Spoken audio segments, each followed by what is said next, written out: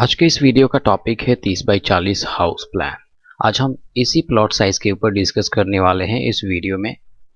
चलिए एक bar plot का ओवरलुक ले लेते हैं। आपका फ्रंट जो है वेस्ट फेसिंग है और इस प्लॉट की जो चौड़ाई है वो 30 फुट है और इसकी जो गहराई है लेंथ वो 40 फुट है। इसका स्क्वायर फीट एरिया बनता है 1200 स्क्वायर फीट और इसका जो गज एरिया बनता है ये आपका 135 गज बनता है। ये प्लान वास्तु के हिसाब से बिल्कुल भी नहीं है, इसलिए इसमें वास्तु एस्पेक्ट ना करें। इस प्लान को हमने डिज़ाइन किया है 3 BHK।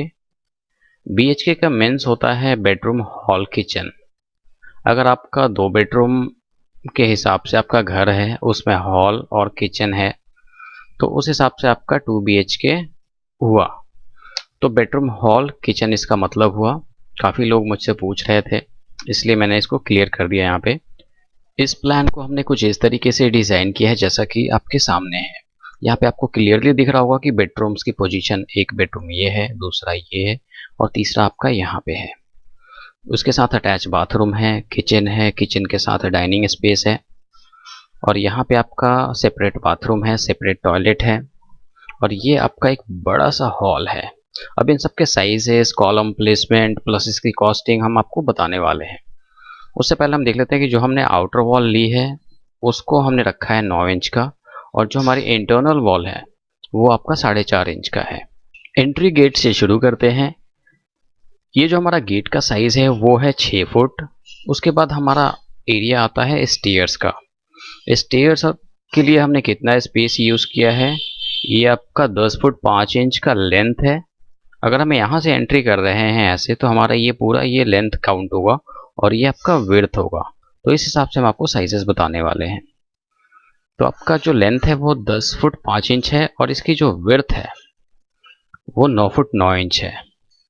इसमें आपको 2-3 बेनिफिट मिल जाते हैं। यहाँ पे आप 2-3 बाइक को पार्क कर सकते हैं और यहाँ से आपकी जो सीढ़ी जो जा रही है वो सेपरेट जा रही है। इससे अगर कल को आप फर्स्ट फ्लोर पे रेंट के हिसाब से बनाते हैं तो उससे किसी को कोई डिस्टरबेंस नहीं होगा। यहाँ से आपका फर्स्ट फ्लोर से बंदा सेपरेटली जा सकता है। उसके बाद हमारा आता है इस फ्लोर का मेन गेट। इसका जो साइज़ हमने रखा है 4 फुट रखा है। यहाँ पे आप सिंगल डोर भी लगा सकते हैं, अभी हमने डबल डोर लगाया हुआ है। उसके बाद हमारा जो मेन एरिया आता है ड्राइंग रूम हॉल का, ये हमारा बहुत बड़ा स्पेस है ड्राइंग रूम का, जैसा कि आप यहाँ पे देख रहे हैं। ये 14 फुट 6 इंच इसकी लेंथ है और इसकी विड्थ की अगर मैं बात करूं तो विड्थ जो है ये 18 फुट आप मान सकते हैं, पूरा 18 फुट है। यहाँ पे आपको 3 सीटर सोफ़ा, यहाँ पे आपका 3 सीटर सोफ़ा प्लस यहाँ पे एक छोटा सा चेस्ट ऑफ ड्रॉर्स डाल देंगे।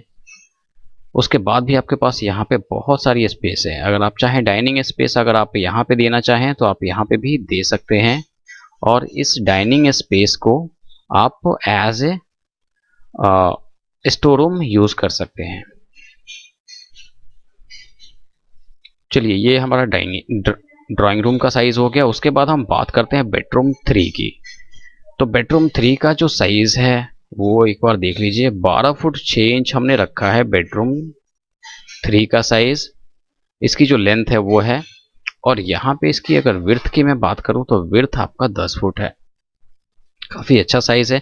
और यहाँ पे एक स्टैंडर्ड साइज का बेड है, सामने LCD है और यहाँ पे अलमारी है।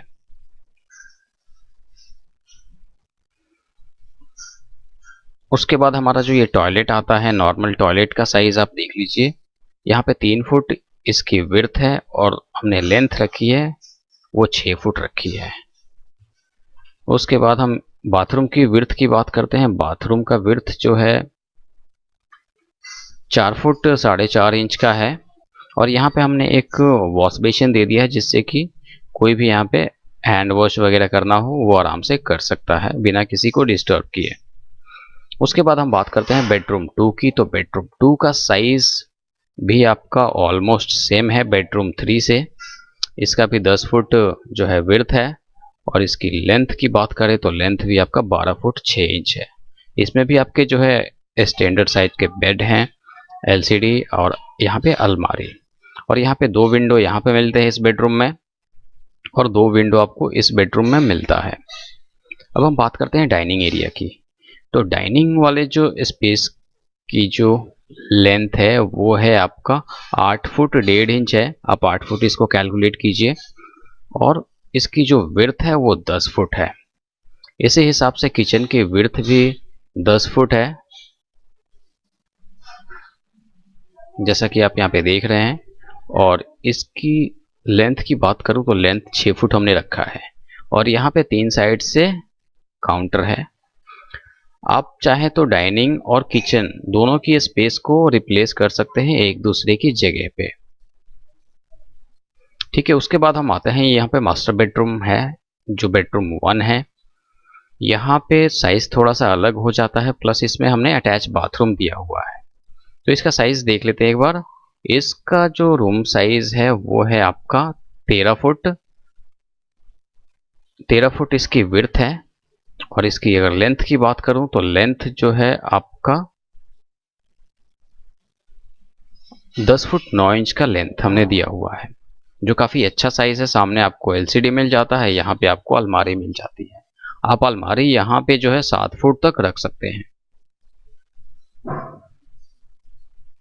उसके बाद यहाँ पे बाथरूम का साइज आता है, तो बाथरूम का साइज जो है वो भी आपका 5 फुट इसका जो विड्थ है और इसकी लेंथ पूरी जो है 10 फुट 9 इंच की लेंथ है। इसमें WC की पोजीशन ये है और यहाँ पे आपका वॉश बेसिन है। बीच में आपका वेदिंग एरिया यानी शावर स्पेस आ जाएगा। इसको आप अपने हिसाब से भी मॉडिफिकेशन कर सकते हैं। ये प्लान वास्तु के हिसाब से बिल्कुल भी नहीं है। अगर हम इसकी कॉस्टिंग की बात करें तो कॉस्टिंग इसका कम से कम जो है 15 लाख होने वाला है। अगर 15 लाख आपका बजट है तो आप इसको कंस्ट्रक्ट कर सकते हैं, काम शुरू करवा सकते हैं। ये हमारा कॉलम प्लेसमेंट प्लान है। कहाँ कहाँ पे हमने कॉलम दिए हुए हैं आपको दिख रहा होगा, ये ब्लैक स्पॉट्स दिख रहे हैं। जैसे कि हमारा जो ये बैक है, तो बैक वॉल पे जो है हमने 4 कॉलम दिए हुए हैं। उसके बाद जो है हमारा जो दूसरी लाइन है वो यहाँ पे है, बेडरूम की जो फर्स्ट लाइन है, यहाँ पे हमने 4 कॉलम प्लेस किए हैं। प्लस यहाँ पे जो भी हमने 4 कॉलम प्लेस किए हैं और ये फ्रंट वाली वॉल पे हमने 3 कॉलम प्लेस किए हैं। आप अगर चाहते हैं तो यहाँ पे एक छोटा सा 9x9 का कॉलम आप यूज़ कर सकते हैं, जिससे कि इसको थोड़ा सा सपोर्ट मिल सकता है, क्योंकि यहाँ से लेके यहाँ तक ये 18 फुट का स्पैन बन रहा है। इसलिए एक छोटा सा सपोर्ट के लिए यहाँ पे 9x9 का आप दे सकते हैं। बाकी इस कॉलम की बात करूँ, ओवरऑल कॉलम के साइज की बात करूँ तो ये आपका 9x15 या 9x18 रख सकते हैं।